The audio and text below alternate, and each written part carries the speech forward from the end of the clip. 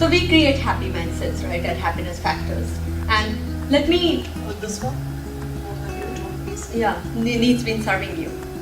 So, like you guys said, like you have this top human need. Like he said that, I think Taylor said that his top human need is... David. Oh. Okay, David. anyway, I met both of them today, so Yeah. I can exchange the name. I'm allowed. I won't pass the test today. So, as David said, that love and connection is his foremost basic human need. And the way it's been serving him is that it makes him happy, right? So same way, how has your basic human need been treating you? Do you think you need to change something?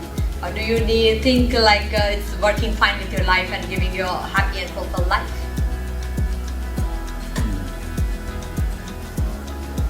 I need to change. I need to have more certainty in my life. No, you don't need to more. You have enough of that. No, because I mean security-wise, like financial security and other security, I need to have more of that because that is also very important to me. Yeah. So contribution to society is there. Right now I work for a non-profit, but I need to do more for myself as such. I think the balance is tilted. Yeah. No, I totally agree with what she is saying, but I don't agree that she needs more certainty. The reason I don't agree because I know her really well for the past few years. So she has too much certainty. I think she needs some variety in her life. Like she needs to, that's why go and apply for a job and get a new one. That's another uncertainty, right? Yeah, Because she's so much in the comfort zone. And of course, if I didn't know her, I wouldn't be able to make this comment. So I hope, Lakshmi, you don't mind. Okay. So, I'm for the purpose of everyone understanding, I'm saying. So because of her certainty being her topmost, she wouldn't budge out of the situation to like go apply for a job or go apply for a new position which she hasn't had before or something, and so that's keeping her stuck in that same position. And because the certainty is her comfort zone, and if her comfort zone makes her happy because she knows exactly, okay, this is going to happen, then this is going to happen, then this is going to happen, right? So I think maybe people who have too much certainty in their life, they need a little bit of variety. Yeah, In order to she's right about that. That Yeah. I do like to hold on to situations and people also. For a long, long time. Even I'm a person who's loyal in relationships in the company and everything, but I hold on to things too long after their expiry date. Yeah. Malika. Just like to say that I think perfect balance would be a little bit of everything. Yes, it is. So, like you say, it's not good to hang on to one only. Yeah. And if you really extremely want to hang on to love and connection, you have to find yourself other things to do that are related with that. Yeah, like set the rules, yeah. But as a backup plan is always to have a second one, perhaps growth or Yeah. contribution as well. So, with regards to myself, I would say I need to add a few more Yes. into my life. See, everyone has all those basic human needs, only in different proportions. So if you think like, okay, this is not really giving me the fulfillment I need, then you need to make more of some other need, right? Because see, like comfort zone, they say that success is on the other side of the comfort zone. So if you get too much stuck in the comfort zone, then you don't really grow, right? So you have to have a balance. Like I can give you my example. So when I did my first Tony Robbins course, of course, like everyone else, my topmost was significance and certainty, right? Because certainty, okay, I have this job, I get this paycheck, I have to pay this rent, I can buy this house, and so all that was there, right? And then once I realized that, okay, I have this certainty, I have a nice job, I have a huge paycheck, I can do like whatever I want with my life, but I wasn't happy inside. And that's the reason I decided to leave my corporate job and make a difference. Especially my end goal is to open a home for the underprivileged girl child across the globe who are forced into prostitution at a very, very young age, and starting from India. I'm from Calcutta and there's a big red light area there. So I see that every time I go to the temple and stuff. But that brought me all the uncertainty. That brought me all the like growth and contribution kind of thing more into my life. And as you change your values, the decisions you make will change.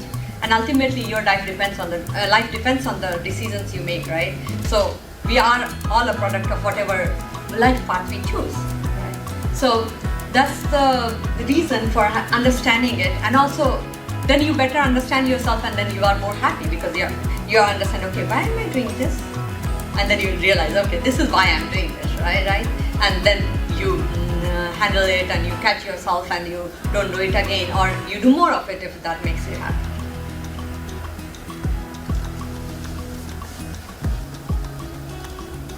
So, does everyone here have their dream life? Depends how you define a dream. So you say, what's your see? It's not my dream might be different than your dream, right? So everyone has their unique perception of what their dream life is. So tell me, what's your dream life? I live it, but I live it within constraints. You know, if I were free to live otherwise, I would. But I think my life is pretty good as it is. That's nice. Not saying it's perfect, and not saying that I'm happy, but I'm grateful. That's good.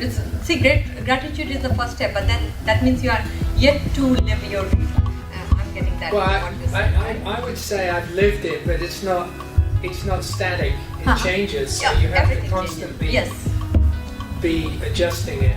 Adapting to it. Yeah. Yes. And there's plenty of parts of my life that are definitely not perfect. I don't believe in perfection. I just believe in excellence. Yeah. So what basic human need do you think you need to chase to achieve your dream life?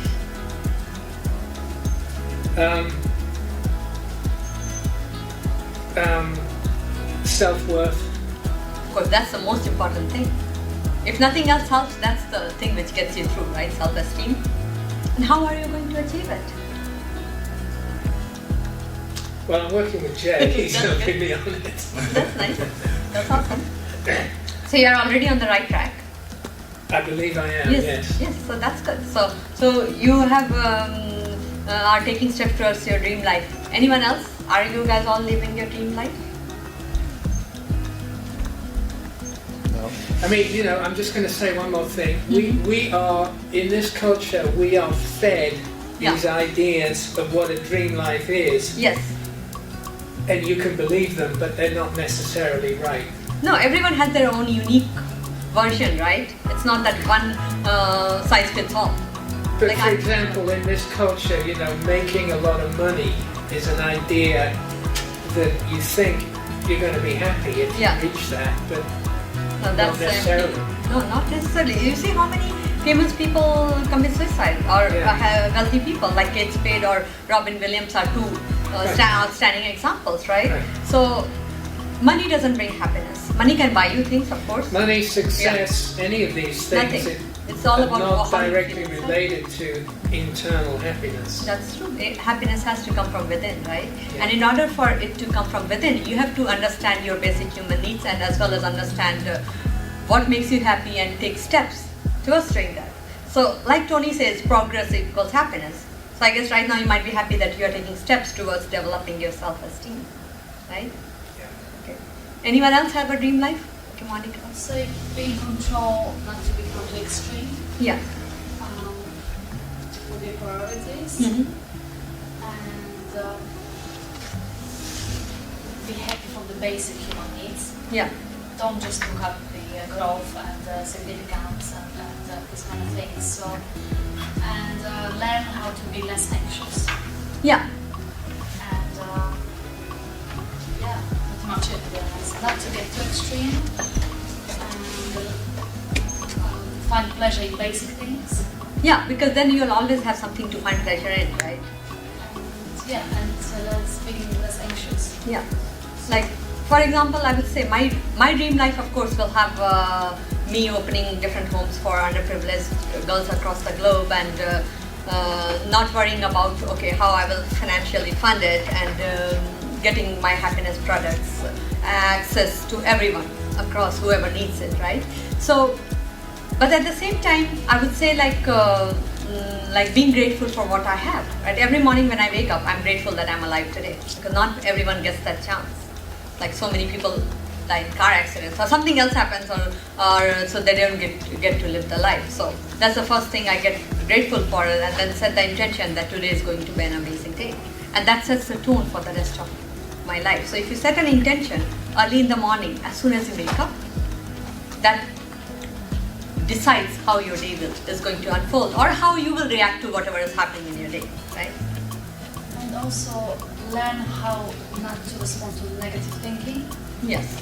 I think that's one of my So we can talk about concerns. that. I mean, negative thinking and how to avoid negative thinking, how to learn to kind of erase all this negative thinking. So that we will discuss when I discuss the happiness part. We have anchoring, and anchoring helps to get rid of negative thinking, or at least to anchor positive thinking, so that whenever you have a negative emotion, you replace it with that positive.